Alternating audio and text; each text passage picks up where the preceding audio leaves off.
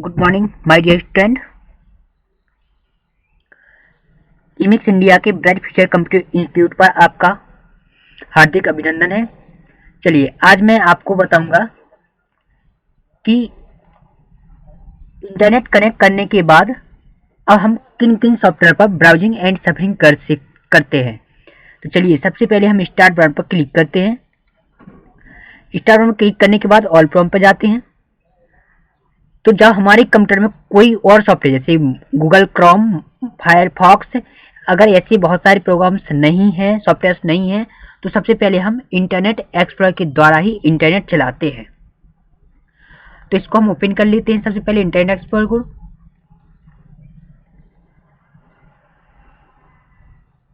ये इस तरह से लोडिंग होता है। यहाँ इस तरह से वेटिंग का एक वो चलता है, यहाँ एक प्रोसेसिंग होता है। ये अपन को ध्यान में रखना है प्रोसेसिंग क्या होती है। इस तरीके से ये खुल गया इंटरनेट एक्सप्लोरर। तो जैसे हमने क्रोम को खोल लिया है, अब हमें लगता है हमारे कंप्यूटर में गूगल क्रोम सॉफ्टवेयर नहीं है, तो हम कैसे इंस्टॉल करेंगे। तो दोस्तों हम क्या करेंगे, यहाँ क्लिक करके ऐसे हमने GO डाल दिया। चलो हमें गूगल चाहिए, GO ओनली डाल दिया, यानी गलत डल गया। इसके बाद सीधा खुल जाएगा गूगल। इस तरीके से आपके सामने खुल गया। अब हमें क्रोम चाहिए, तो ये लिखा है क्रोम वेब ब्राउजर, इस पर आपको क्लिक कर लेना है। जैसे ही आप इस पर क्लिक करेंगे लिख के आ गया डाउनलोड क्रोम, यानी कि अपना जो लेटेस्ट वर्जन है वो आ जाएगा। आप डाउनलोड क्रोम पे आप क्लिक करेंगे। जैसे आप क्लिक करेंगे तो आपको रन पे क्लिक करना होगा। रन पे जैसे ही आप क्लिक करेंगे तो इस तरीके से हो गया। यहाँ फिर आपको फिर से रन करना होगा। रन करने के बाद ये एस नो लिख के आए तो आपको एस करना होगा। एस करने के बाद यहाँ ये आपका दिख रहा है डाउनलोडिंग। डाउनलोड होने के बाद ये बिल्कुल कम ही सेकंड्स में पूरा डाउनलोड हो जाएगा और हमारा क्रोम अपडेट हो जाएगा। तो दोस्तों आप समझ गए होंगे कि हम अपने कंप्यूटर में क्रोम डाउनलोड कैसे करेंगे। क्रोम ब्राउज़र हम इसलिए डाउनलोड करते हैं क्योंकि इंटरनेट एक्सप्लोरर इतना फास्ट नहीं चलता है। ये हमारा एक परमानेंट आइकन की लिस्ट में आता है इंटरनेट एक्सप्लोरर। अगर हमारे कंप्यूटर में नहीं है तो हम इसका प्रयोग करते हैं। तो दोस्तों अब हम करेंगे क्या, हम जो हमने क्रोम डाउनलोड किया है उसको हम खोलेंगे। हम ऑल क्रोम पर जाएंगे, जैसे आपके सामने दिखाई दे रहा है गूगल क्रोम। अब इसको हम देखेंगे कैसे इस पर वर्क करते हैं। हम गूगल क्रोम को जैसे ही खोल लेते हैं तो खोलने के बाद हमारे सामने इस तरह से दिखाई दे रहा है। तो आप यहाँ भी सर्च करके डाल सकते हैं, यहाँ भी डाल सकते हैं सर्च करने के लिए। ये हमारा सर्च करने के लिए, जैसे हमें सर्च करना है, जैसे हमने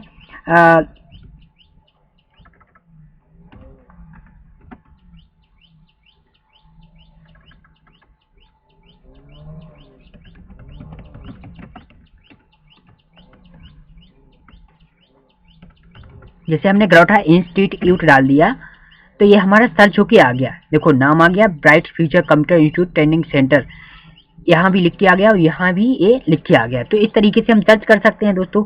यहाँ से क्या होता है दोस्तों, हम क्लिक टू बैक कर सकते हैं। इस बटन पे क्लिक करने के जैसे हम बैक करना है, देखो हम जहाँ के तहाँ गए।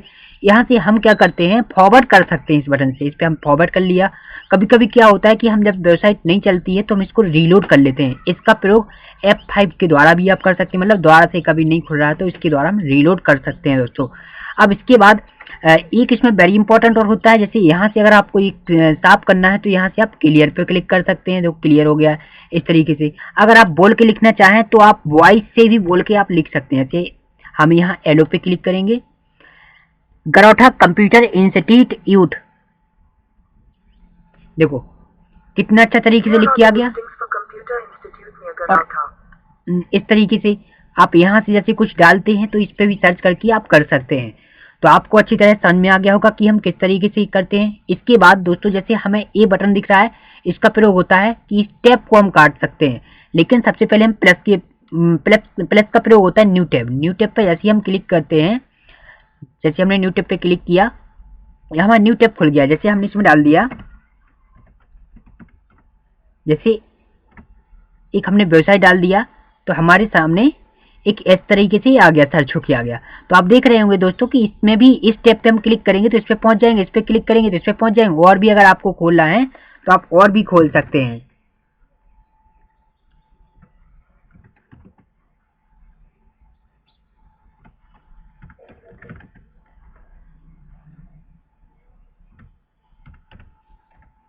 जैसे जैसे हमने वेबसाइट डाल दिया तो इस तरीके से आप देख रहे होंगे कि इसमें एक ऐसी निशान चल रहा है। अभी आपको हम दोबारा से अभी खोल के बताएंगे इसको कि कैसे जो यहाँ चल रहा है इस तरीके से घूमने लगे, समझ जाओ अपना प्रोसेसिंग अच्छी तरीके से फास्ट हो रहा है और यहाँ ये लोडिंग होके खुल रहा है।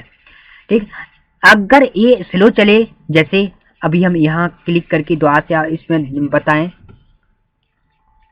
जैसे हमारा इंटरनेट नहीं चलता है या इंटरनेट कनेक्ट नहीं है, तो हम इसमें एक दूसरे तरीके से इसमें आपको बताते हैं कि किस तरीके से प्रोसेसिंग करता है। जैसे यहाँ तो इस वेबसाइट खोल के सामने आ गया, तो इस तरीके से हम किसी भी टैब पर जा सकते हैं और अगर हमें लगता है ये टैब काटना है तो हम इस पर यहाँ से क्लोज कर सकते हैं।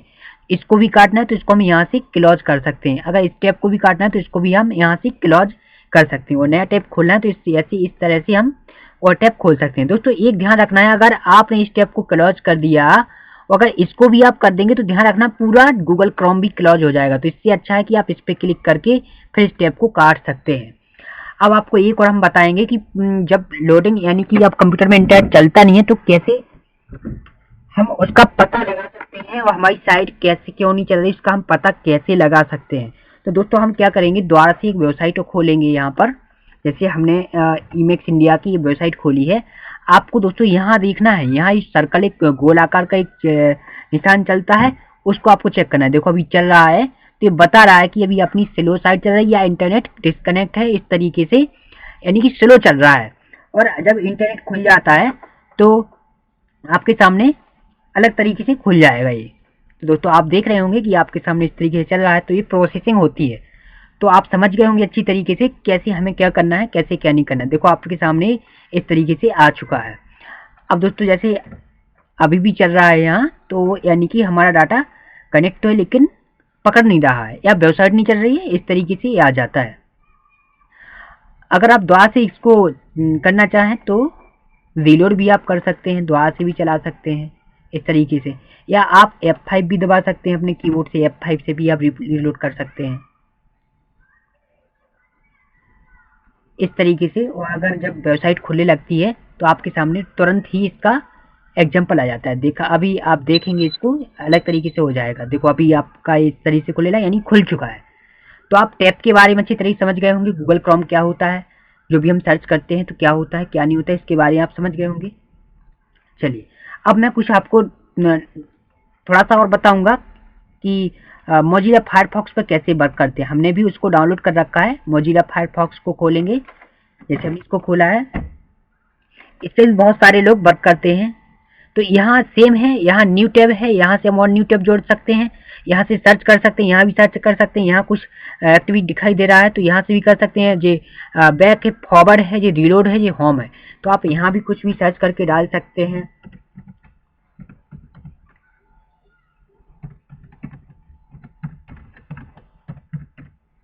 जैसे हमने सर्च किया तो देखो इसमें इस तरीके से लोडिंग चल रहा है, बस थोड़ा अंतर है, यहाँ भी प्रोसेसिंग का एक लिख के आता है। इस तरीके से हमारा वेबसाइट ये खुल चुका है। हम माउस का स्क्रॉल बटन ऊपर नीचे करके इसको ऊपर नीचे भी कर सकते हैं। इस तरीके से आप समझ गए होंगे कि इसका प्रयोग क्या होता है। चलिए आज के लिए इतना ही, एक ही आपको हमने बताया कि गूगल क्रोम कैसे यूज करते हैं, इंटरनेट एक्सप्लोरर कैसे यूज करते हैं और मोजिला फायरफॉक्स कैसे यूज करते हैं। ऐसे बहुत सारे तमाम सॉफ्टवेयर हैं और हम एक बार इनको चला लेते हैं तो कोई भी सॉफ्टवेयर को आसानी से चला सकते हैं। धन्यवाद, बने रहिए ब्राइट फ्यूचर कंप्यूटर इंस्टीट्यूट पर और नेक्स्ट लेसन को भी आप कंप्लीट करें। इसके साथ साथ आप इंटरनेट अच्छा तरीके से समझ जाएंगे, बिल्कुल चलाना सीख जाएंगे गारंटी से।